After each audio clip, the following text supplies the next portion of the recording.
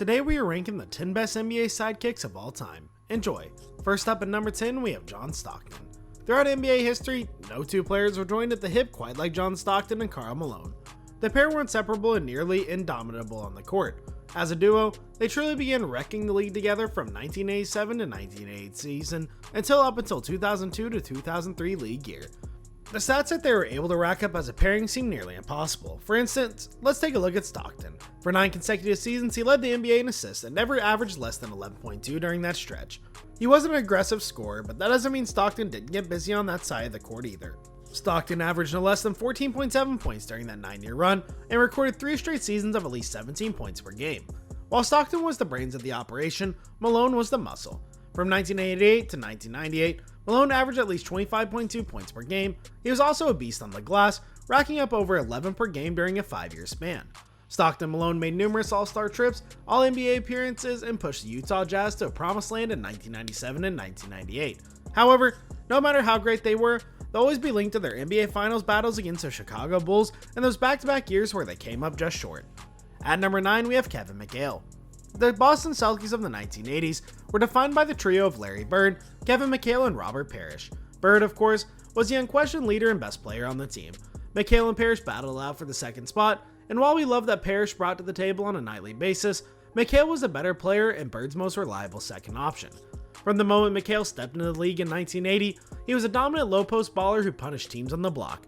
McHale knew exactly how to play his role. He never complained about settling into the secondary role on the bench, nor did he voice his displeasure when he played around 25 minutes a night for some seasons.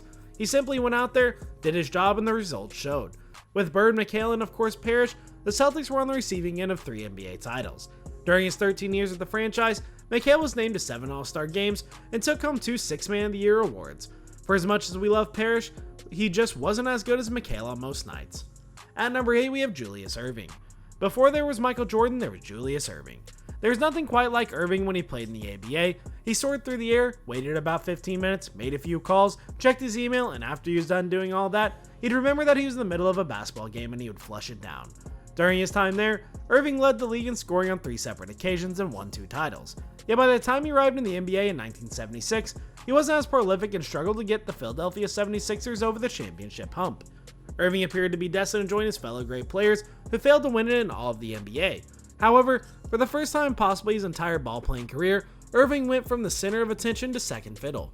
From 1983 to 86, Moses Malone was the unquestioned best player on the 76ers. The Hall of Fame big man took home league MVP honors in 1983, as well as Finals MVP in the same year. For the next 4 seasons, while a teammate of Malone, Erving went on to average 20.4 points per game.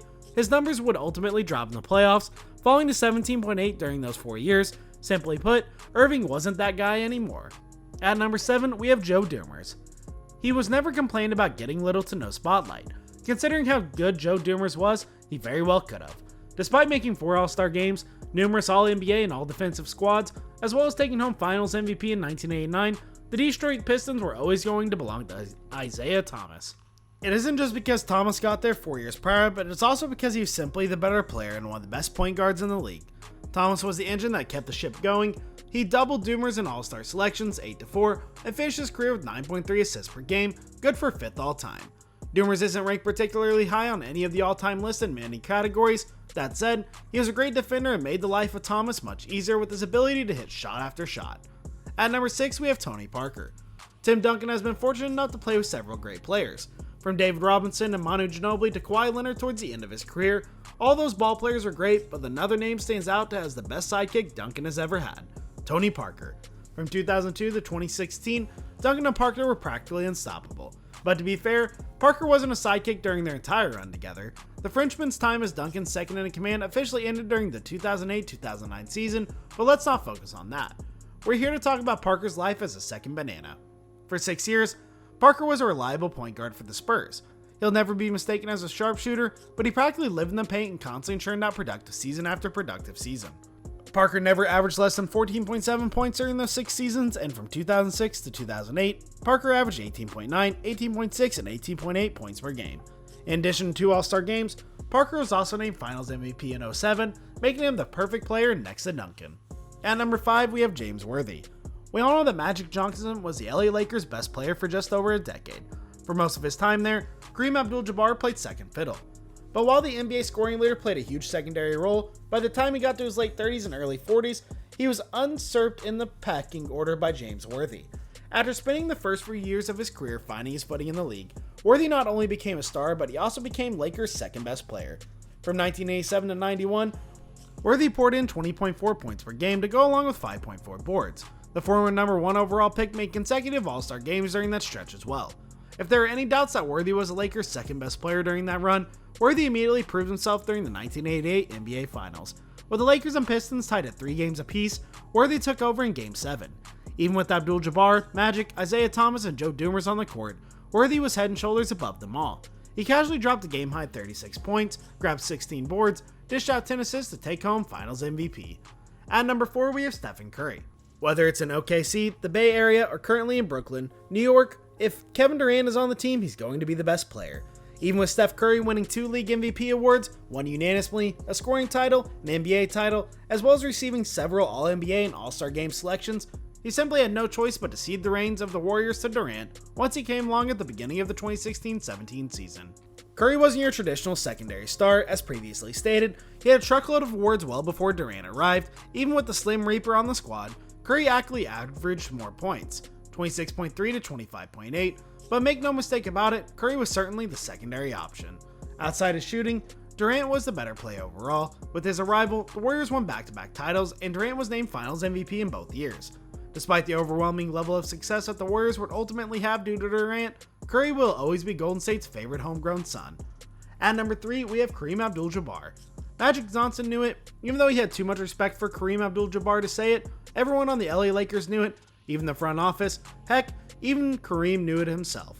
Once the Lakers selected Johnson with the first overall pick in the 1979 NBA draft, the Lakers were officially his team.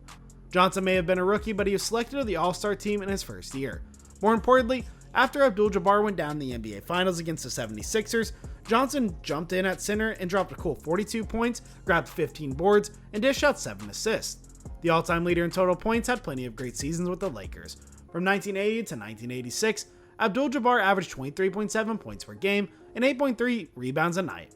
Great numbers overall, but Johnson was simply on another level, dishing out 10.6 assists, grabbing 7.7 boards, and scoring at a healthy clip of 18.5 a game. Abdul-Jabbar was the man for the vast majority of his career, but once Magic arrived at the doorstep of the Lakers, no one could stop him. At number 2, we have Scottie Pippen. It was as though someone took Scottie Pippen into a lab and decided to create the ultimate sidekick. There was essentially nothing Pippen couldn't do.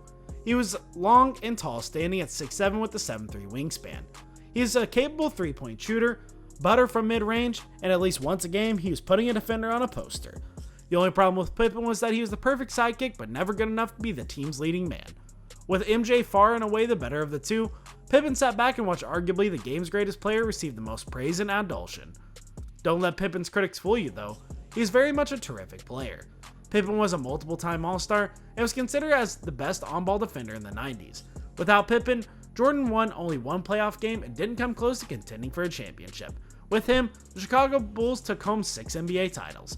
Pippen clearly wasn't on the level of Jordan, but without him, we're confident Jordan wouldn't have won as much as he did. And finally, at number 1, we have Kobe Bryant. We remember putting Kobe Bryant in all of his greatness. From blowing by defenders and putting big men on posters during the early 2000s, to backing down the opposition and hitting fadeaways into the mid-2010s. Bryant was impossibly great. He racked up seasons over 30 points per game, won a league MVP, was named 18 All-Star games, won 4 All-Star game MVPs, made 15 All-NBA teams, took home 5 NBA titles, and much more. But before Bryant was considered the best player in the world during his peak, he took a clear backseat to Shaquille O'Neal. For 8 seasons, Bryant brought the ball down the court, and before he looked for his own shot, he fed the ball to Shaq in the post.